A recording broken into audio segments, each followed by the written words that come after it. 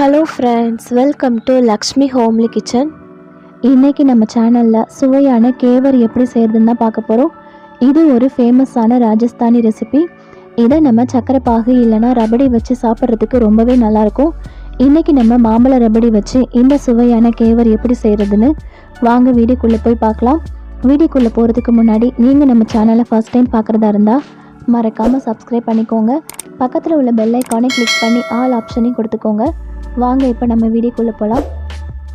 First நம்ம மாம்பழ rabdi ready பண்ணிக்கலாம். அதுக்கு ஒரு கடாயில் 1/2 லிட்டர் அளவுக்கு திக்கான பால் சேர்த்துக்கிறேன்.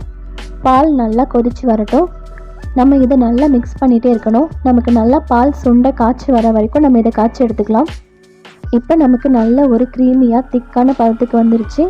இப்போ நான் இது கூட அரைச்சி வச்சுருக்க மாம்பழம் ஒரு 1/2 கப் அளவுக்கு சேர்த்துக்கிறேன்.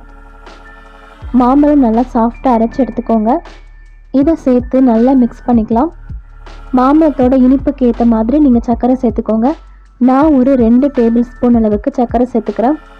நம்ம சர்க்கரை சேர்த்ததுமே கொஞ்சம் தண்ணி மாதிரி வந்துட்டு மறுபடியும் நல்லா ஒரு கட்டி ஆகிடும். இதை நல்லா மிக்ஸ் பண்ணிக்கலாம். நமக்கு சர்க்கரை எல்லாம் கரைஞ்சதுக்கப்புறமா நம்ம அடுப்பை ஆஃப் பண்ணிடலாம். உங்களுக்கு வேணும்னா கொஞ்சமாக எசன்ஸ் கூட சேர்த்துக்கோங்க. இப்போ நமக்கு தயாராகிடுச்சு. அடுப்பை ஆஃப் பண்ணிடலாம். இப்போ நான் சர்க்கரை பாகு தயார் பண்ணிக்கிறேன். அதுக்கு ஒரு கடாயில் 1/2 கப் அளவுக்கு சர்க்கரை சேர்த்துக்கலாம். 1/4 கப் அளவுக்கு தண்ணி சேர்த்து நமக்கு இதை நல்லா கொதிக்கட்டும். நமக்கு இது கம்பி பதம் எதுவும் வர வேண்டாம். நம்ம சேர்த்துருக்க சர்க்கரை எல்லாமே கரைஞ்சி கொஞ்சம் பிசு பிசுன்னு வந்ததுக்கப்புறமா நம்ம அடுப்பை ஆஃப் பண்ணிடலாம். கடைசியாக கொஞ்சமாக லெமன் ஜூஸ் மட்டும் சேர்த்துட்டு அடுப்பை ஆஃப் பண்ணிவிடுங்க. அப்போ தான் நமக்கு சர்க்கரை பாகு கட்டிப்படாமல் இருக்கும்.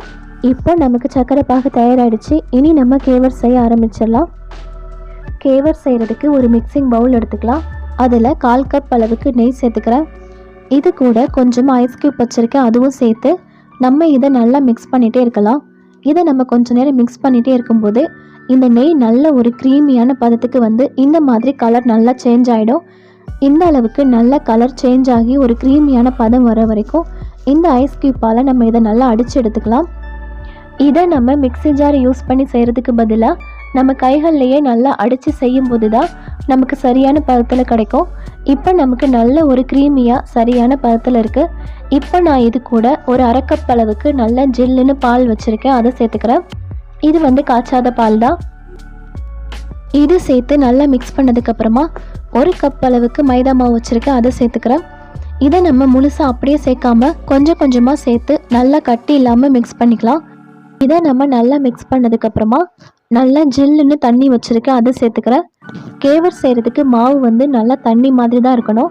அதனால் நமக்கு எந்த அளவுக்கு தேவைப்படுதோ அந்த அளவுக்கு தண்ணி சேர்த்து நல்லா கட்டி இல்லாமல் நம்ம மிக்ஸ் பண்ணி எடுத்துக்கலாம். இதை நம்ம நல்லா மிக்ஸ் பண்ணதுக்கப்புறமா 1 ஸ்பூன் அளவுக்கு லெமன் ஜூஸ் வச்சுருக்கேன், அதுவும் சேர்த்து நம்ம நல்லா மிக்ஸ் பண்ணிக்கலாம். கேவர் மாவு வந்து எப்போவுமே நல்லா குளிர்ச்சியாக இருக்கணும்.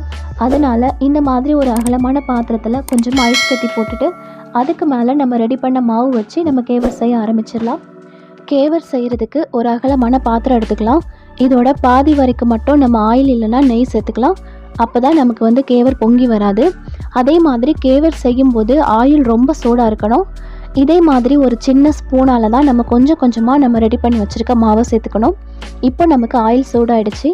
கொஞ்சமாக நான் இதில் மாவு சேர்த்துக்கிறேன். நம்ம இந்த மாவை சேர்த்ததுமே அது நல்லா பொங்கி வரும். இது நல்லா பொங்கி அடங்கினதுக்கப்புறமா தான் மறுபடியும் நம்ம மாவு சேர்த்துக்கணும். இப்போ நான் மறுபடியும் கொஞ்சம் மாவு சேர்த்துக்கிறேன். இது மறுபடியும் நல்லா பொங்கி அடங்கினதுக்கப்புறமா மறுபடியும் நம்ம கொஞ்சம் மாவு சேர்த்துக்கணும். இதே மாதிரி நம்ம கொஞ்சம் கொஞ்சமாக ஒரு சின்ன கரண்டி மாவை ஃபுல்லாக சேர்த்துக்கலாம். இது நல்லா அடங்கினதுக்கப்புறமா நமக்கு நல்லா பொன்னிறமாக ஆக ஆரம்பிக்கும். அது நல்லா கலர் சேஞ்ச் ஆனதுக்கப்புறமா நம்ம வெளியில் எடுத்துடலாம். இது கொஞ்சம் பொன்னிறமாக இருக்கும்போதே இதே மாதிரி ஷார்ப்பாக ஒரு ஊசி இல்லைன்னா கத்தி எடுத்துக்கோங்க.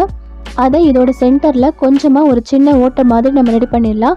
நமக்கு எடுக்கிறதுக்கு ரொம்ப ஈஸியாக இருக்கும். இப்போ நமக்கு எண்ணெய் கொஞ்சம் ரெடியானதுக்கப்புறமா நம்ம எடுத்துடலாம்.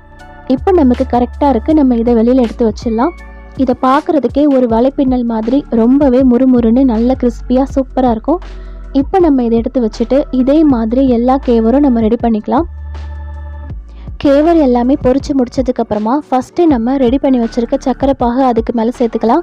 எந்த அளவுக்கு நமக்கு இனிப்பு தேவைப்படுமோ அந்த அளவுக்கு நம்ம சர்க்கரை பாகு சேர்த்துட்டு அதுக்கு மேலே நம்ம ரெடி பண்ணி வச்சுருக்க மாம்பழ ரபடி சேர்த்துக்கலாம். இது நம்ம ஃபுல்லாக சேர்த்ததுக்கப்புறமா கொஞ்சமாக கட் பண்ணி வச்சுருக்க நட்ஸும் டூட்டி ஃப்ரூட்டியும் நான் சேர்த்துக்கிறேன். உங்ககிட்ட என்ன நட்ஸ் இருக்கோ அதை சேர்த்துக்கோங்க. இதுக்கும் மேலே நம்ம கட் பண்ணி வச்சுருக்க மாம்பழம் கூட சேர்த்து சாப்பிட்லாம். நான் கொஞ்சமாக செர்ரி சேர்த்துக்கிறேன்.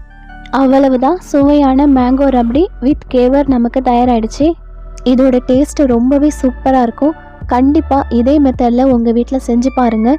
செஞ்சு பார்த்துட்டு உங்களுக்கு இந்த ரெசிபி பிடிச்சிருக்கான்றதை மறக்காமல் என் கூட கமெண்டில் ஷேர் பண்ணுங்கள். இந்த வீடியோ பிடிச்சிருந்தா சேனலையும் சப்ஸ்கிரைப் பண்ணி சப்போர்ட் பண்ணுங்கள். Thank you friends.